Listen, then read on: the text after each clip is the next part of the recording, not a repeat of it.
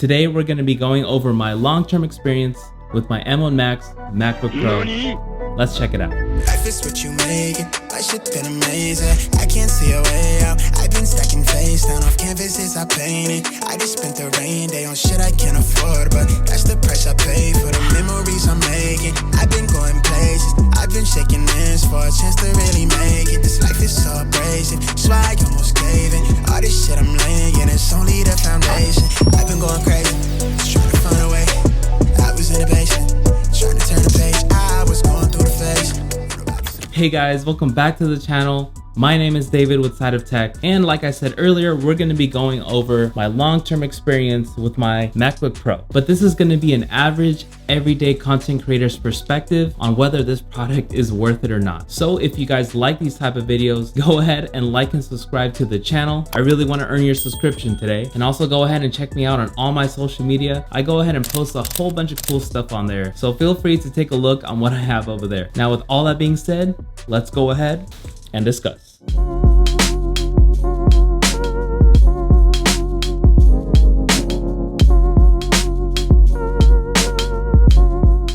First, let's quickly go over the specs of the product. So basically what we have here is a top of the line MacBook Pro. We have an M1 Max chip that features a 10-core CPU, a 32-core GPU, 64 GB of RAM, 1 TB of storage, a 16-inch liquid Retina XDR display. The ports that come included with the laptop include 3 Thunderbolt 4 ports, an HDMI 2.0 port, a UHS 2 SD card reader, and a MagSafe charging port. So everything here is maxed out, pun intended, except for the internal storage, in which I use external SSDs to work off of. But anyways, let's move on to the review.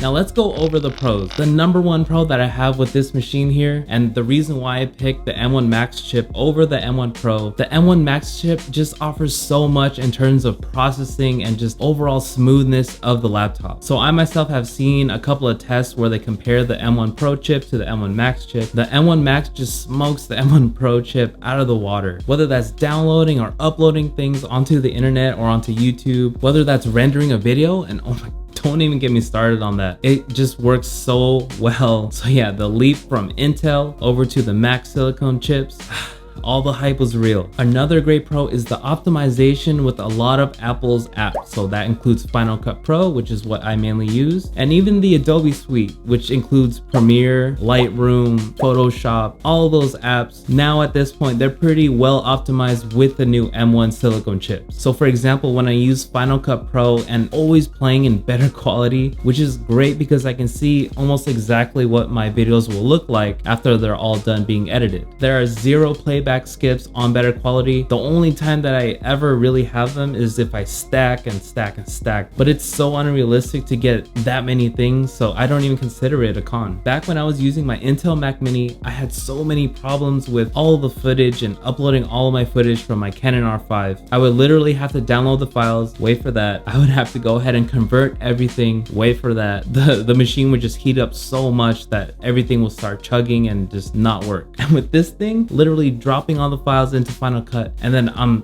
ready to go. So that time saved, that stress alleviation, it was just worth the price 110%. Another pro that I have is the screen on this thing is freaking ridiculous, guys. It's so gorgeous to look at. So just like how the newest iPhones have ProMotion, this screen also has ProMotion. And basically what ProMotion is a variable refresh rate, cycles between 120 Hertz and below, and just optimizes itself. And now whenever I work on my laptop and not on my monitor, everything is just so rich. It's not even an OLED panel, it's just a regular LED panel. The blacks are so good. Every single laptop screen should look like this. The display is gorgeous and it's always worth it to work off of here. And another pro is these speakers here, guys. These are the best laptop speakers I have ever heard in my life. And the best part is whenever I use this on clamshell mode, I just basically use these speakers or I just use my headphones. So yeah, these things are great and no other laptop can touch these speakers at the moment.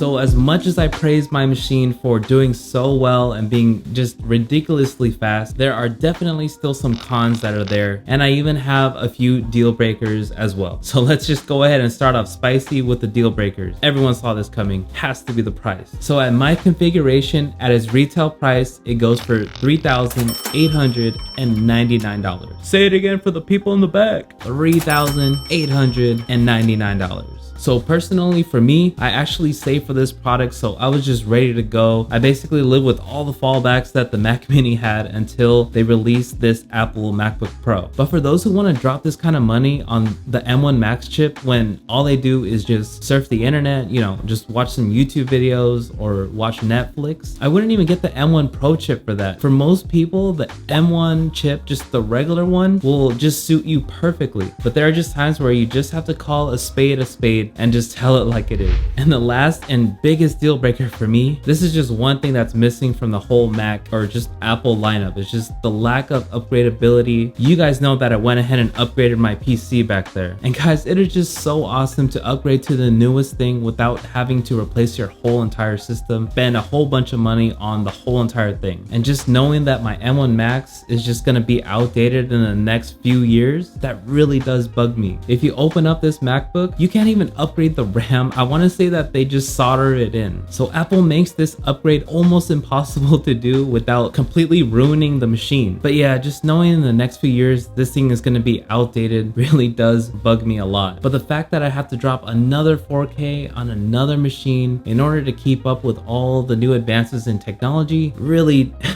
does bug me. And if Apple can just let us upgrade the most simplest things like the SSD, the battery, that would just be a really big consumer friendly thing to do. But as far as upgradability goes, I'm super bummed about it. So those were the deal breakers. Now let's just move on to some of the gripes. These are not necessarily things that will put me off from buying this product, but these are just small minor annoyances. Some of the applications and some of the products are not optimized for the M1 Max chip. This is kind of annoying because if you do want to download some kind of software or a product that you think would help you out a lot, you really have to look out if that product is optimized for Apple Silicon. And another gripe that I have is that this product does feature an HDMI port, but this is only HDMI 2.0. It only goes up to 60 Hz on most monitors. I'll say that it really would have been nice if they just made this HDMI 2.1. And another thing I'll say is that Face ID would have been a great feature onto this MacBook. We do have the fingerprint sensor, and that was just as good as it was on the previous iPhone models, but I really do miss Face ID whenever I'm using that with my phone. It's just so flawless. So with the MacBook, this would have been a great feature to add on, but they might add that one on to a future model, so it's not the biggest deal. And another thing that would have been cool that I really wish that Apple would have included would have been a CF Express card reader or just something like that. I mean, I know they gave us the SD card reader and it's a UHS 2 card reader, so that's great, but it would have been cool if they kind of like stacked them on top of each other and included a CF Express reader. Again, it's not a deal breaker. It's not the biggest deal in the world. You can always just hook up a dongle onto it and then use the CF Express card.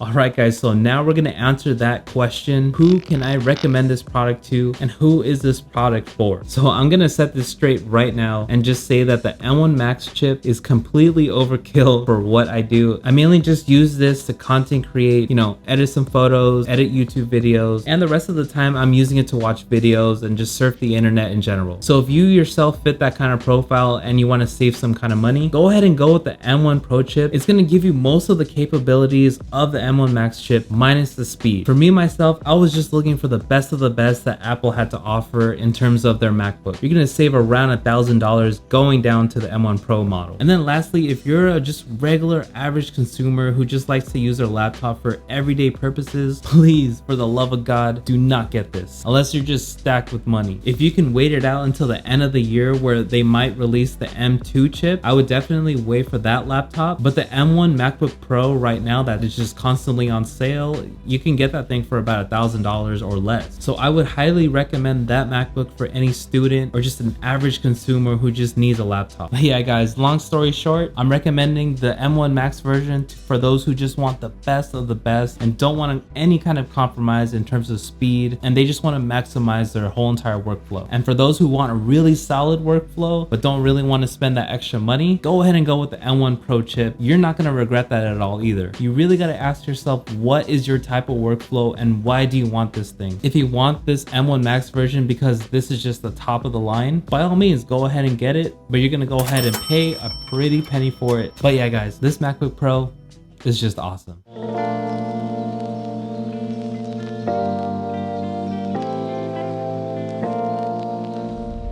Alright everyone, what did you guys think about my long-term review and overall discussion of my M1 Max MacBook Pro? Did you guys agree with my opinion, or did you guys have something else to say about it? Either way, go ahead and let me know down in the comments below. I really do love reading what you guys have to say and responding to you guys. And for all the brand new people here who went ahead and stumbled upon the channel, if you guys like videos about everyday tech products, feel free to join the family and just go ahead and like and subscribe to the channel. I'm really trying to bring some awesome content onto the channel, and I definitely want you guys here for that ride. And also go ahead and check me out on Instagram. I go ahead and drop a whole bunch of content on there, whether that's reels or just really cool photos that you guys will definitely like. So go ahead and check me out on all that social media. And now with all that being said, this was David serving you a little side of tech, and I'll see you in the next video. God bless you guys.